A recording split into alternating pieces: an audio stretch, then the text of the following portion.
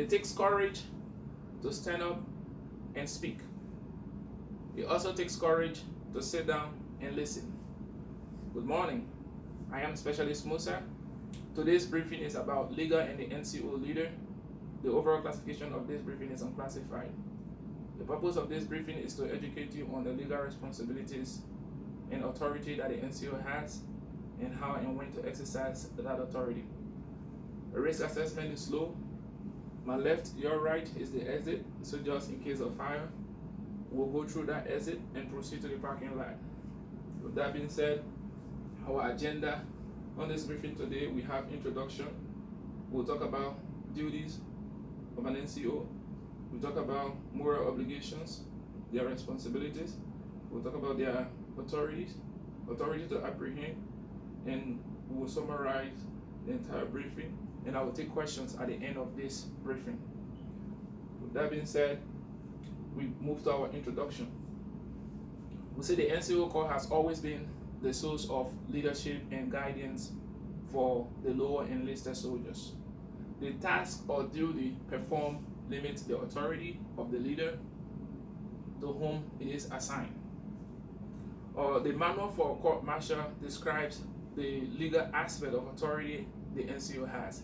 It states that the NCO is authorized to stop queries, frays, and disorder among soldiers and impose penalties. But the NCO should also know when and how to exercise that authority.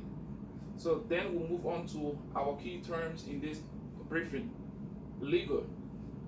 Legal means permitted by law, and a leader.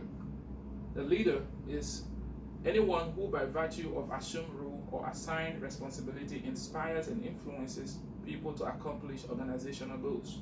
That's who a leader is. What about their duty? We say duty is something that you must do by virtue of your position and is a legal or moral obligation. For example, it is the supply sergeant's duty to issue equipment and keep records of the unit's supplies. Now, duty have been categorized into three types. We talk about specified duty or directed duty and implied duty. The first thing, let's talk about specified duty. What is specified duty? We say specified duty are those related to jobs and positions. Directives such as the Army Regulations, Department of the Army General Orders, the Uniform Code of Military Justice, UCMJ. We also talk about MOS job description.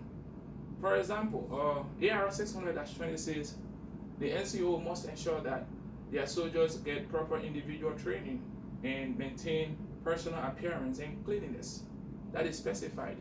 And we talk about directed duty. We say directed duty are not specified as part of the job, position, or MOS or other directive. A superior gives them orally or in written. So directed duties include being in charge of quarters, like CQ, or serving as sergeant of the guard, or staff duty officer, or let's say the company or training NCO, where these duties are not found in the unit's organization chart. And we talk about implied duty. We say implied duties often support specified duties, but in some cases they may not be related to the MOS job position. These duties may not be written but implied in the instructions. For example, while not specifically directed to do so, you hold in-ranks inspection daily to ensure your soldiers' appearance and equipment are up to standard. That's implied.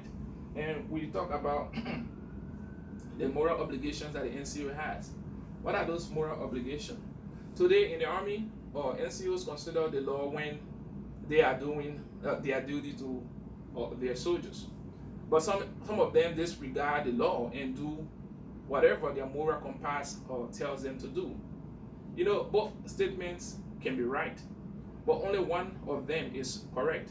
NCO must possesses the courage to lead their soldiers down the right path, even if it is not what the soldier thinks is best for him or her. Why am I saying this? General George Patton said, and I quote, he said, "Courage is fear holding on just a minute longer." So no matter what situation emerges, obeying the law and having the courage to act is the only correct way. And making that choice, even if it makes other soldiers unhappy, is what separates the good leader from a great leader. So let's talk about their responsibilities. And we say responsibility is being accountable for what you do or fail to do. NCO has two basic responsibilities: accomplishment of his or her mission and the welfare of his or her soldiers. So in that case, that is, NCOs are responsible to fulfill not only their individual duties, but also to ensure their teams and units are successful. As an NCO, you are accountable for your personal conduct and that of your soldiers. That is your duty. And from there, we talk about authorities that they have. We say authority is a power or right to give orders, make decisions, and enforce obedience. As an NCO, you must know what authority you have and when or where it comes from. You are also expected to use good judgment when exercising your authority as an NCO. Today, authority has been categorized into two. We talk about command authority and the general military authority. So let's first talk about command authority. What is command authority? Command authority are authorities leaders have over soldiers by virtue of rank or assignment. Command authority originates with the president and may be supplemented by law. For example, an NCO command authority is inherent with the job by virtue of their position to direct or control soldiers. That is the command authority of an NCO. And we also talk about general military authority.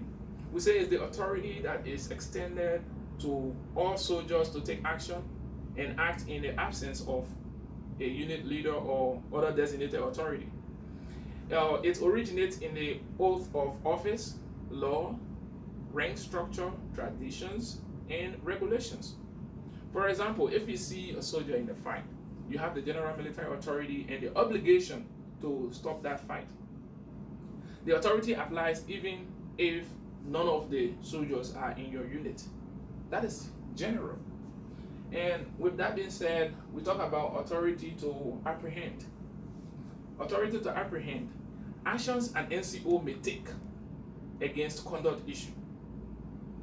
NCOs may apprehend another NCO as a last resort to what? Maintain discipline and good order.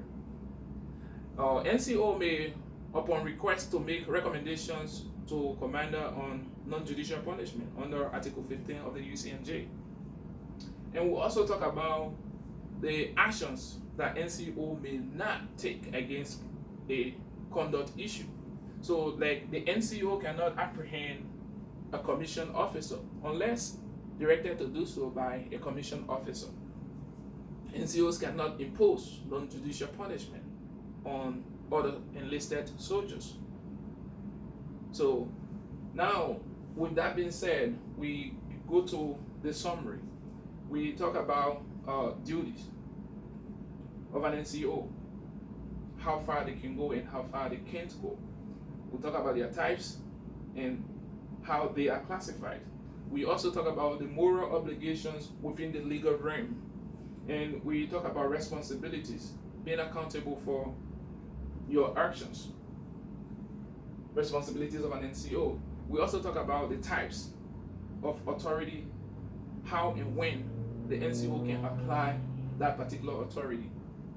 With that being said, is there any question? We can take questions. All right. So, in conclusion, today, the leader and the NCO leader, we've come to conclude that They have their legal responsibilities, limitations, and authorities. But they should also know when and how to apply that authority. Thank you. This comes to the end of my brief.